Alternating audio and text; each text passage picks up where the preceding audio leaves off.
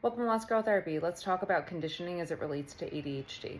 If you are somebody who has ADHD and you notice that there are certain situations that you are fearful of entering into, especially after you used to do them all the time and now you just don't do them anymore, try this perspective shift. So, in situations where we used to do something all the time, like say drive a car, and then you move to a major city and you no longer drive, it is very normal to feel a sensation of fear when you are about to drive a car again.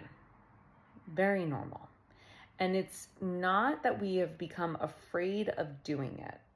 It is that we have become deconditioned to the actual situation. So this is where the perspective shift is really important. With ADHD, we feel everything on a deeper level than somebody without ADHD because our nervous system is more highly attuned to the stimuli around us, whether that is sound, vibrations, people, mood shifts, the temperature of the air, doesn't matter. And we have regular situations in our lives that we have become conditioned to. These are your normal routines. You understand how your body, your mind, and your emotions are going to react when you go to the grocery store or when you're walking down your favorite block or when you're sitting in your preferred restaurant. The problem with ADHD, though, is we love a predictive pattern. So the less that we challenge our mind, body, and emotions to be in unfamiliar situations, the more fearful we can become because new situations are not predictive. Instead of using fear, I like to use conditioning as a mindset. So we have, in new situations, we are not conditioned to them yet.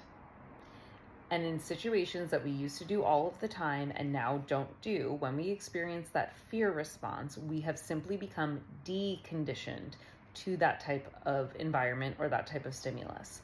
And it is very similar to if you went to the gym every single day for a year and then you took a year off. When you step foot back into the gym, your body is not going to be as well versed in the stimuli that come from a gym environment or the stimuli that comes from working certain muscle groups as it would have been a year ago. And the reason that I use this perspective shift is because fear can sometimes feel really insurmountable. It can feel like that thing where we're like, I can't get through this. I've suddenly become afraid of trying new things, or I've become afraid of getting quite literally like back onto a bike. And when I use conditioning, it feels a lot less scary because then I can say, oh, wait, I used to ride a bike as a kid, which means that like I know the response. I understand the conditions of this environment.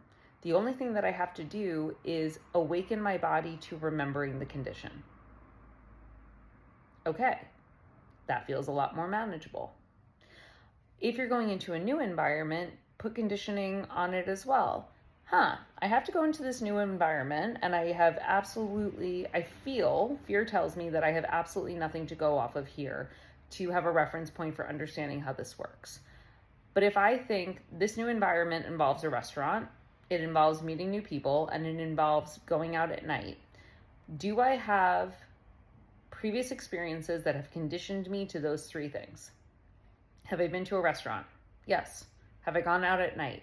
Yes. Have I socialized around new people? Also, yes. Okay, so my body now has a certain set of familiarity, a certain vibe of familiarity that allows it to then mentally, emotionally, and physically prepare itself for the environment that it's about to enter into.